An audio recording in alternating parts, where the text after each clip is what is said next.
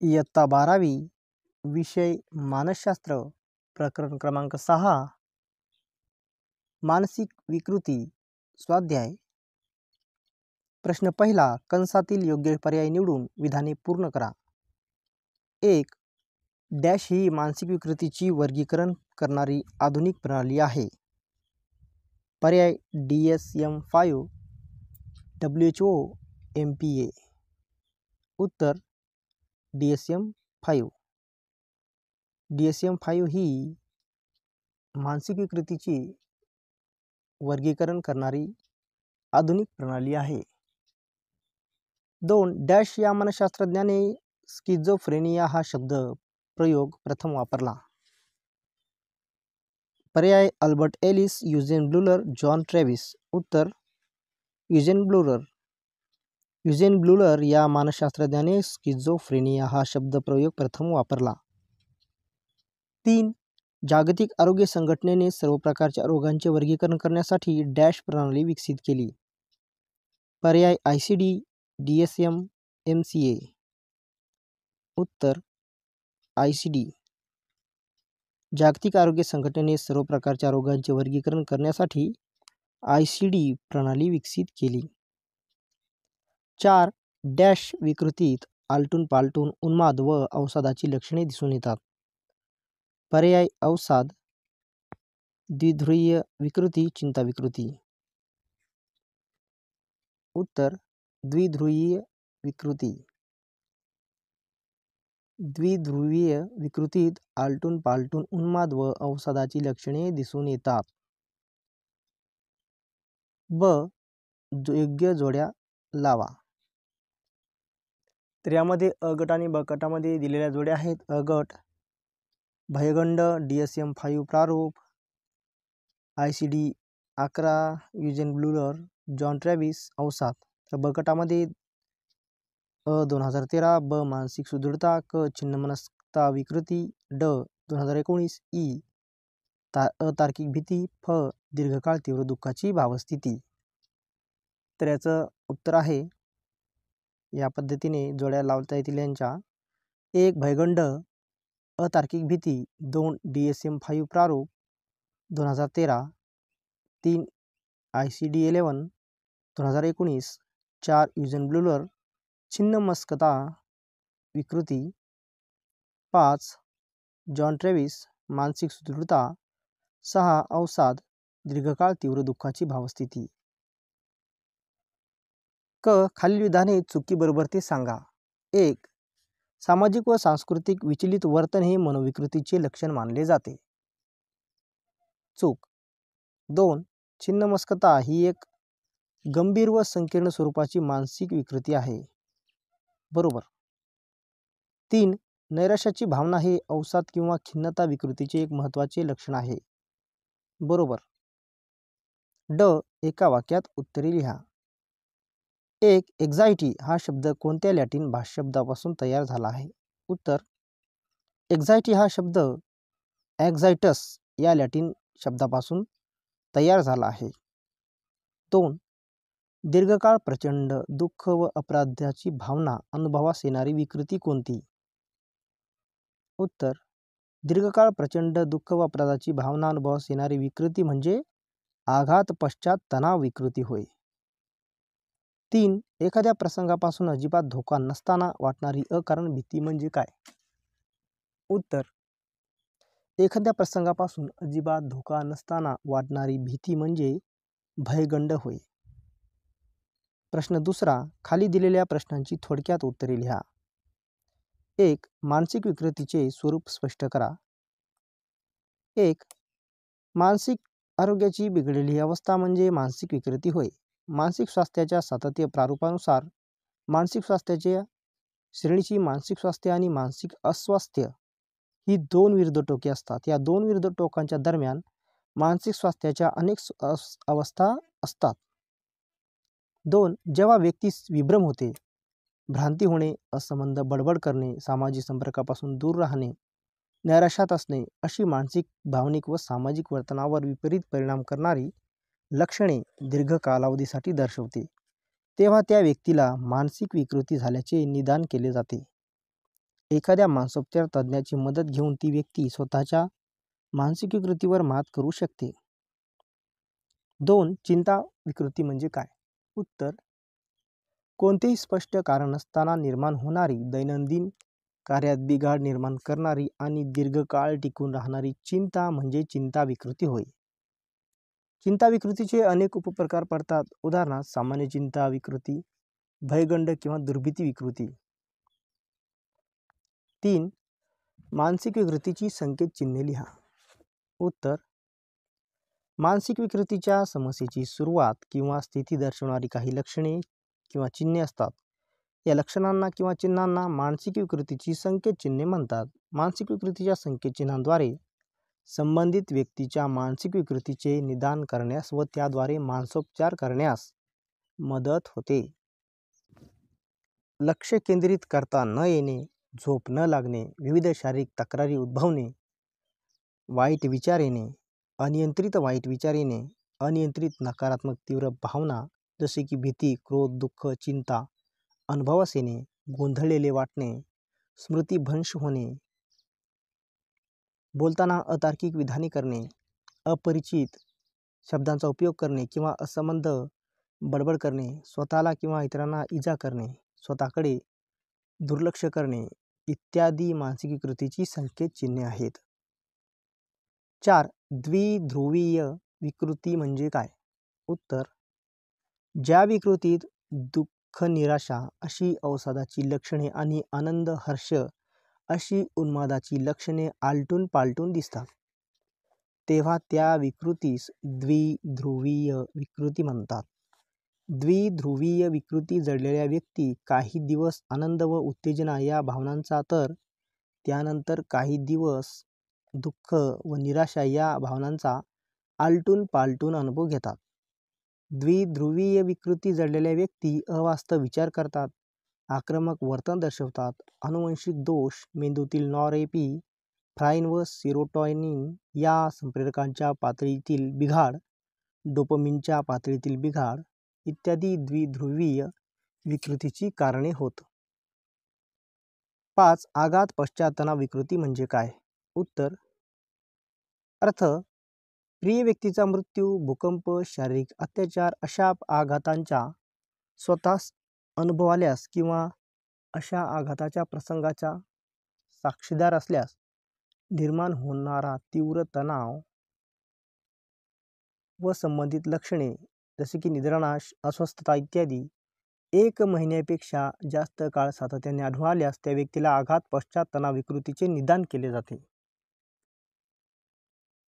ही विकृती झाल्यानंतर व्यक्ती पुढील 3 अवस्थांमधून जाते. तर यामध्ये पहिली अवस्था आहे धक्का अवस्था. या अवस्थेत व्यक्ती आघातामुळे अस्वस्थ झालेली असते. अशा व्यक्तीला काहीही सुचत नाही. अशी व्यक्ती सुन्न झाल्याप्रमाणे दर्शवते. 2. सूचना अवस्था. या अवस्थेत व्यक्ती अपघाताच्या अवस्थेतून बाहेर पडण्यासाठी इतर व्यक्तींकडून माहिती घेण्याचा, मदत प्राप्त करण्याचा प्रयत्न करते.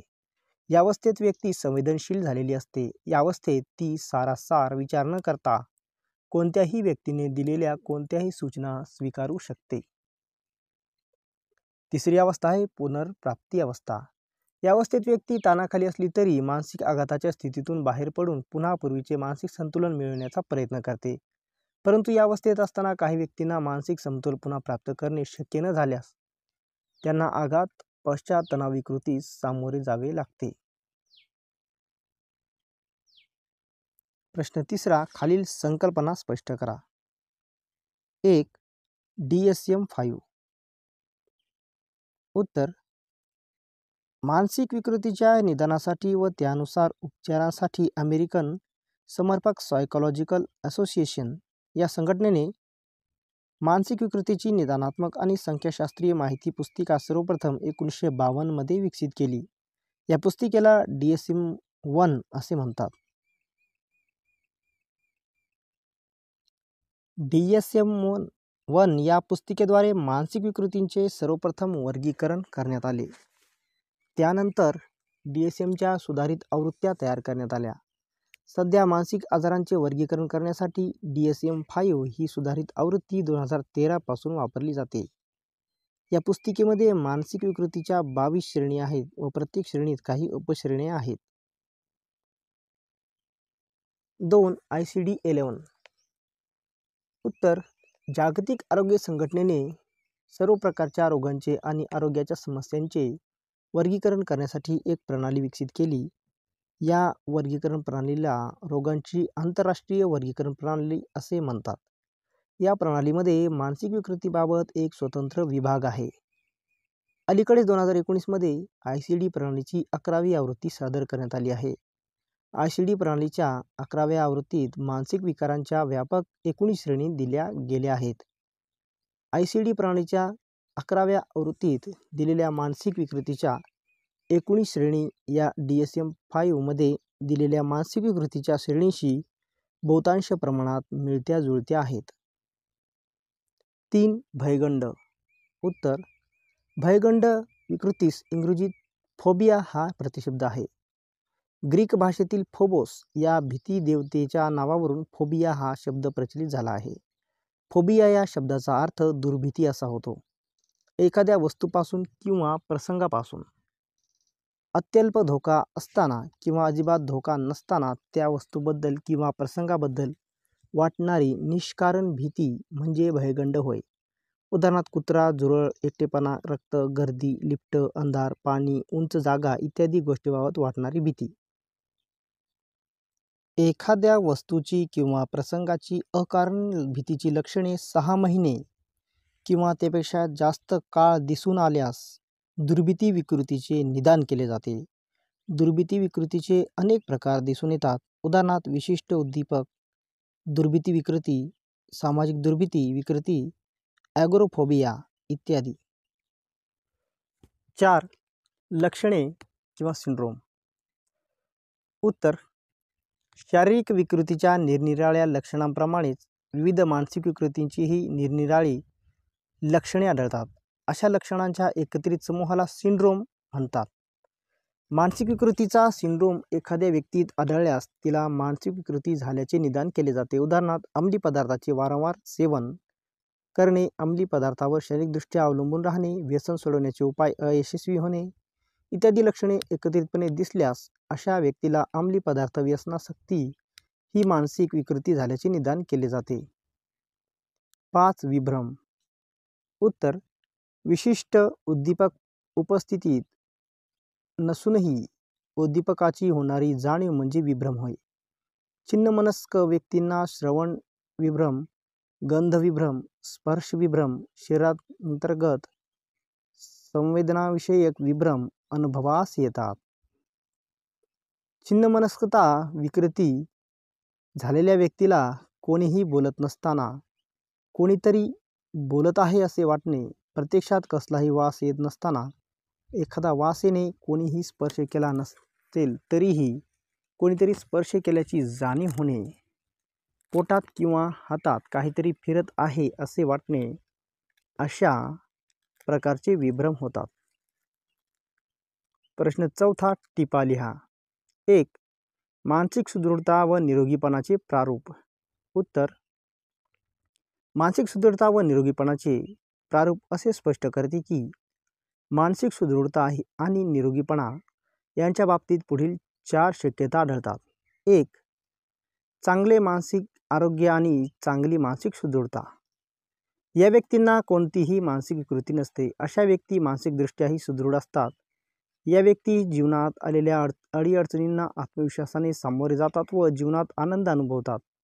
म्हणूनच मानसिक सुदृढता व निरोगीपणाची ही एक आदर्श अवस्था असते. 2. चांगले मानसिक आरोग्य आणि कमी मानसिक सुदृढता. या व्यक्तींना कोणतीही मानसिक विकृती झाल्याचे दिसत नाही, परंतु या व्यक्तींची मानसिक सुदृढता काही प्रमाणात ढासळलेली असते. व्यक्तींना वैयक्तिक स्वरूपाच्या भावनिक समस्या असतात. या व्यक्तींना मानसिक विकृती होण्याची शक्यता असते. 3. कमी मानसिक आरोग्य आणि कमी मानसिक सुदृढता. या व्यक्तींना मानसिक विकृती झालेली असते आणि त्यांची मानसिक सुदृढता देखील ढासळलेली असते. अशा व्यक्तींना टोकाच्या भावनिक समस्या असतात. त्यांच्या व्यक्तिमत्वात विस्कळीतपणा असतो. त्यांची कार्यक्षमता खालावलेली असते. मानसिक दुर्बलता व मानसिक विकृतीची ही एक गंभीर अवस्था असते. 2. मानसिक विकृतीविषयी गैरसमजुती. उत्तर: मानसिक विकृतीबाबत समाजात अनेक गैरसमजुती आढळतात. मानसिक विकृतीविषयी गैरसमजुतीमुळे मानसिक विकृती झालेल्या व्यक्तींकडे मानसिक विकृतीकडे अशास्त्रीय दृष्टिकोनातून पाहिले जाते. मानसिक विकृती हे पापाचे फळ आहे. मानसिक विकृती झालेली व्यक्ती विकृत वर्तन जाणून बुजून दर्शवत आहे. मानसिक विकृती झालेली व्यक्ती मानसिक विकृतीतून कधीच बरी होऊ शकत नाही. मानसिक विकृती म्हणजे एक कलंक आहे, अशा मानसिक विकृतीविषयी गैरसमजुती आढळतात. मानसिक विकृतीविषयी गैरसमजुती कमी झाल्यास मानसिक विकृतीग्रस्त व्यक्तींकडे शास्त्रीय दृष्टिकोनातून पाहता येते व परिणामी मानसिक विकृतींचे योग्य निदान करून त्यावर त्वरित उपचार करणे शक्य होते. 3. अंमली पदार्थ व्यसनासक्ती.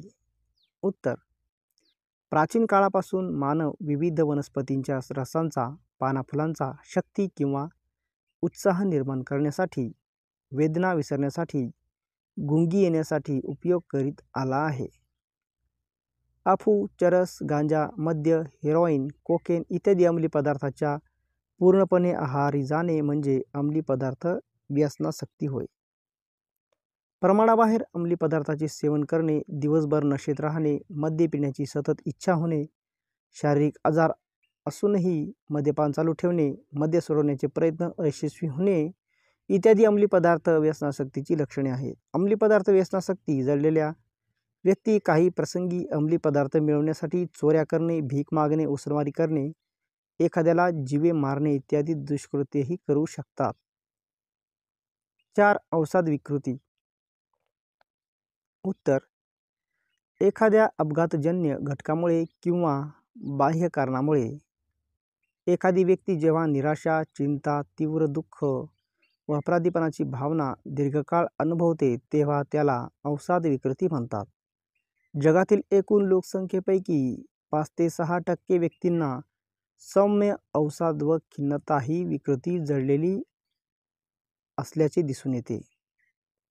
अवसाद किंवा खिन्नता विकृतीत सतत नैराश्य अनुभवणे, कामात नसणे, वजन कमी होणे, भूक मंदावणे, निद्रानाश किंवा जास्त उत्साह, झोप येणे, शारीरिक व मानसिक थकवा जाणवणे, सतत अपराधीपणा वाटणे, लैंगिक अकार्यक्षमता, आत्महत्येचे विचार येणे, अवधान क्षमता ढासळणे, निर्णय क्षमता ढासळणे इत्यादी लक्षणे दिसून येतात. 5. चिंता विकृती. उत्तर: चिंतेला इंग्रजीत एन्झायटी असे म्हणतात. हा शब्द एक्झायटस या लॅटिन शब्दापासून तयार झाला आहे. याचा अर्थ अस्वस्थ किंवा त्रस्त मन असा होतो. दैनंदिन जीवनात कोणतेही स्पष्ट कारण नसताना निर्माण होणाऱ्या व दैनंदिन कार्यात बिघाड निर्माण करणारी व दीर्घकाळ टिकून राहणारी चिंता म्हणजे चिंता विकृती होय. दैनंदिन जीवनात चिंतेचा अनुभव आपण प्रत्येकाने घेतलेला असतो. जसे परीक्षेची चिंता, सभेमध्ये बोलण्याची भीती, मुलाखतीची भीती इत्यादी. दैनंदिन जीवनातील जबाबदाऱ्या व कठीण प्रसंगांना सामोरे जाण्यासाठी सौम्य चिंता असणे आवश्यक असते. सौम्य चिंतेमुळे व्यक्ती त्या परिस्थितीचा नियोजनबद्ध पद्धतीने सामना करू शकते. परंतु व्यक्तीच्या ठिकाणी अतिरिक्त चिंता निर्माण झाल्यास त्याचा व्यक्तीच्या कार्यावर विपरीत परिणाम होतो. व्यक्तीत अकारण चिंता व भीती निर्माण होते. व्यक्ती इतरांना टाळू लागते. अशा व्यक्ती दैनंदिन जीवनातील कार्य पार पाडण्यास असमर्थ ठरतात. या विकृतीचे लक्षण लहान मुलांमध्ये 4 आठवडे व किशोरवयीन मुले व त्यापुढील वयाच्या व्यक्तीमध्ये 6 महिने दिसून आल्यास चिंता विकृतीचे निदान केले जाते. सततच्या चिंतेमुळे रुग्णाची मानसिक क्षमता कोलमडून पडते व समस्या सोडवण्यास ती व्यक्ती अपयशी ठरते.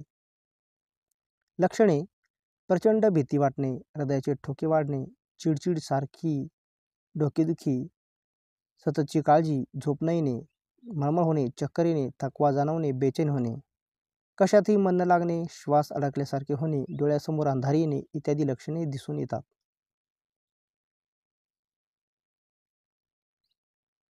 चिंता विकृतीच्या भयगंड दुर्भीती या प्रकारात व्यक्तीला एखाद्या वस्तूपासून किंवा प्रसंगापासून अत्यल्प धोका असतानाही किंवा अजिबात धोका नसताना त्या वस्तूबद्दल किंवा प्रसंगाबद्दल निष्कारण भीती वाटते. उदाहरणार्थ कुत्रा, झुरळ, एकटेपणा.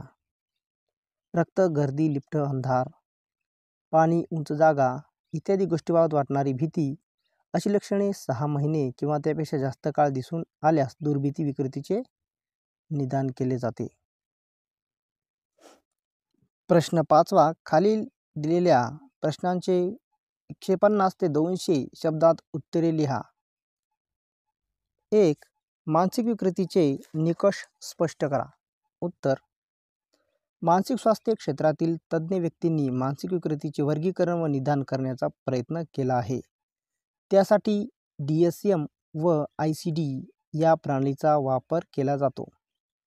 सध्या मानसिक विकृतीच्या निदानासाठी DSM-5 नुसार पुढील 5 निकष वापरले जातात.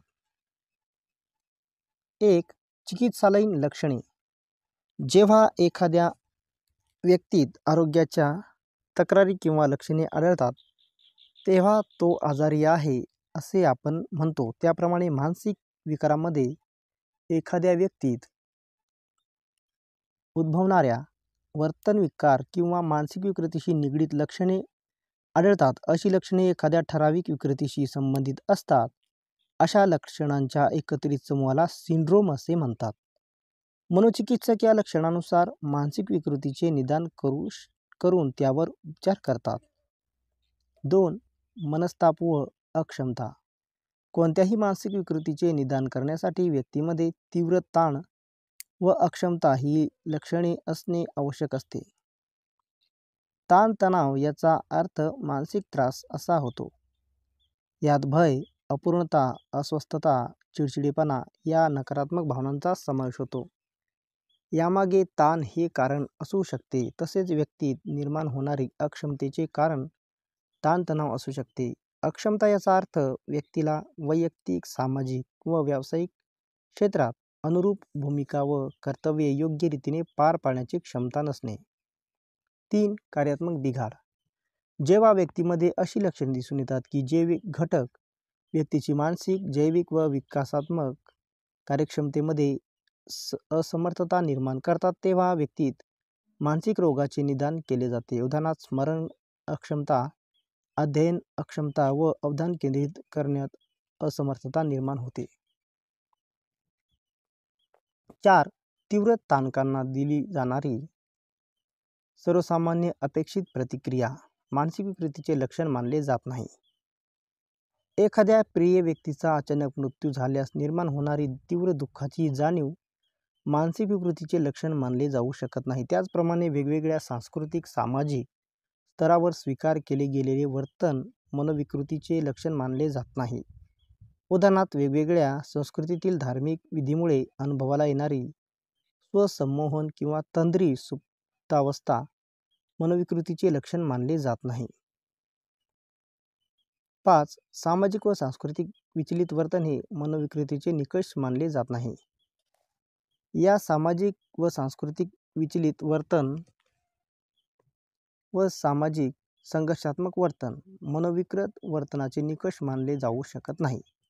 जसे समलैंगिकता ही काही समाजात मानसिक विकृत वर्तन समजले जाते, पण DSM-5 नुसार समलैंगिकता ही मानसिक विकृती समजली जात नाही. 2. कोणत्याही 2 मानसिक विकृती सविस्तर स्पष्ट करा. उत्तर: 1. अवसाद विकृती. एखाद्या अपघातजन्य घटकामुळे किंवा बाह्य कारणामुळे व्यक्ती जेव्हा दीर्घकाळ तीव्र दुःखाची भावस्थिती अनुभवते तेव्हा त्याला अवसाद असे म्हणतात. निराशा, चिंता, दुःख अशा दुःखदायक भावना या विकृतीत अनुभवायला येतात. ज्या विकृतीत व्यक्तीला दीर्घकाळ प्रचंड दुःखाची भावना व अपराधाची भावना यांचा अनुभव येतो यालाच अवसाद विकृती असे म्हणतात. लक्षणे: नेहमी निराशा अनुभवणे, कामात उत्साह नसणे, वजन कमी होणे, भूक मंदावणे, निद्रानाश किंवा जास्त झोप येणे, कायम थकवा जाणवणे, उदासीन राहणे, एखाद्या गोष्टीबद्दल प्रमाणाबाहेर अपराधीपणा वाटणे, लैंगिक अकार्यक्षमता, आत्महत्येचे विचार येणे, कशावरच लक्ष केंद्रित न होणे, निर्णय क्षमतेचा अभाव इत्यादी लक्षणे या विकृतीमध्ये दिसून येतात. 2. द्विध्रुवीय विकृती. या विकृत द्विध्रुवीय विकृती म्हणतात की ज्या विकृतीच्या व्यक्तींना कधी कधी मधूनच दुःखी, कष्टी, निराशा अशी अवसादाची लक्षणे दिसतात व मधूनच भावस्थितीत बदल होऊन आनंद, हर्ष, उल्हास अशी उन्मादाची लक्षणे दिसतात. यालाच द्विध्रुवीय विकृती असे म्हणतात. आलटून पालटून त्याच व्यक्तीमध्ये उन्माद आणि अवसादाची लक्षणे दिसून येतात. म्हणूनच या विकृतीला द्विध्रुवीय विकृती किंवा उन्माद अवसाद विकृती असे म्हणतात. लक्षणे: या व्यक्ती अति उत्साही, आनंदी व उत्तेजित असतात व मधूनच दुःखी, कष्टी, निराश अशा भावस्थितीचा आलटून पालटून अनुभव घेतात. या व्यक्ती अवास्तव विचार करतात, आक्रमक व चिडखोर बनतात. अवसाद या विकृतीत आनुवंशिक दोष, मेंदूतील नॉरेपिफ्राइन व सेरोटॉनिन या संप्रेरकाची डोपामिन पातळी व झालेला बिघाड हे अवसादाचे व उन्मादाचे प्रमुख कारण मानले जाते. 3. छिन्नमनस्कता विकृती म्हणजे काय ते सांगून तिचे प्रमुख लक्षणे सविस्तर स्पष्ट करा. उत्तर: अ. छिन्नमनस्कता विकृतीचा अर्थ. छिन्नमनस्कता या शब्दास इंग्रजीत स्किझोफ्रेनिया हा प्रतिशब्द आहे. युजेन ब्लूलर या स्विस मानसशास्त्रज्ञाने 1911 मध्ये सर्वप्रथम स्किझोफ्रेनिया या शब्दाचा वापर केला. इंग्रजीतील स्किझोफ्रेनिया हा शब्द स्किझेन आणि फ्रेन या दोन शब्दापासून तयार झाला आहे. स्किझेन या शब्दाचा अर्थ दुभंगलेले होतो आणि फ्रेन या शब्दाचा अर्थ मन होतो. म्हणजेच स्किझोफ्रेनिया शब्दाचा अर्थ दुभंगलेले मन म्हणजे छिन्न मनस्कता असा होतो. आ. छिन्नमनस्कतेचे लक्षणे. DSM-5 नुसार छिन्नमनस्कता विकृतीत पुढील प्रमाणे 2 प्रकारची महत्त्वाची लक्षणे पाहावयास मिळतात.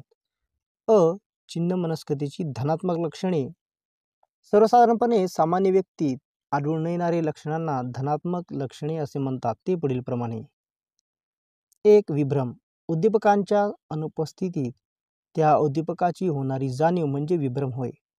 यात एखादी गोष्ट समोर अस्तित्वात नसताना त्याचा अनुभव व्यक्तीस होतो. उदाहरणार्थ शांत वातावरणात कोणीतरी बोलत आहे असे वाटणे.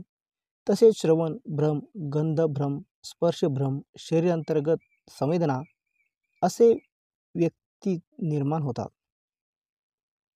2. भ्रांती. वास्तवाचा कुठलाही आधार नसलेल्या अनेक चुकीच्या समजुती यांना भ्रांती असे म्हणतात. यात व्यक्तीला कितीही पुरावे दिले तरी ते ती स्वीकारत नाही. उदाहरणार्थ एखादी व्यक्ती मला कट करून मारणार आहे असे वाटणे. 3. असंघटित संभाषण. इतरांशी बोलताना चुकीचे शब्द वापरले जातात. मध्येच भलत्याच मुद्द्यावर जातात. निरर्थक शब्दाचा वापर केला जातो. 4. विचित्र वर्तन. छिन्नमनस्क व्यक्ती वर्तन विचित्र व विक्षिप्त स्वरूपाचे असते. तासनतास उभे राहणे, विनाकारण किंचाळणे, इकडे तिकडे धावणे, एखाद्यावर हल्ला करणे किंवा चावा घेणे, सार्वजनिक ठिकाणी कपडे काढणे इत्यादी. 5. विसंगत भावना. या व्यक्तीत भावनिक बिघाड झालेला असतो. यांची भावना परिस्थितीशी जुळत नाही. विसंगती आढळते. उदाहरणार्थ आनंदाच्या प्रसंगात या व्यक्ती ओरडतात तर दुःखाच्या प्रसंगात या व्यक्ती मोठमोठ्याने हसतात. ब. छिन्नमनस्कतेची ऋणात्मक लक्षणे. यात ऋणात्मक लक्षणामुळे रुग्णाची कार्यक्षमता कमी होते, परिणामी जीवनातील गुणवत्तेचा ह्रास होतो व कार्यपातळी खालावते. सामान्यतः छिन्नमनस्कता विकृतीची ऋणात्मक लक्षणे उपचाराने फारशी सुधारत नाहीत. ती लक्षणे खालीलप्रमाणे आहेत. जसे भावनिक अभिव्यक्ती अभाव, अनिच्छा, बोलण्याची इच्छा कमी होणे, सकारात्मक भावनेचा अभाव, असामाजिकता, सामाजिक सुसंवाद टाळणे, कमी बोलणे, औदासीन्य वाटणे. कधीकधी छिन्नमनस्क रुग्णामध्ये धनात्मक आणि ऋणात्मक लक्षणे देखील आढळून येऊ शकतात. जर धनात्मक लक्षणे 1 महिना किंवा त्याहून अधिक काळ दिसून आल्यास किंवा ऋणात्मक लक्षणे 6 महिन्यांपेक्षा जास्त असतील तर त्या व्यक्तीस छिन्नमनस्कता विकृती असल्याचे निदान केले जाते.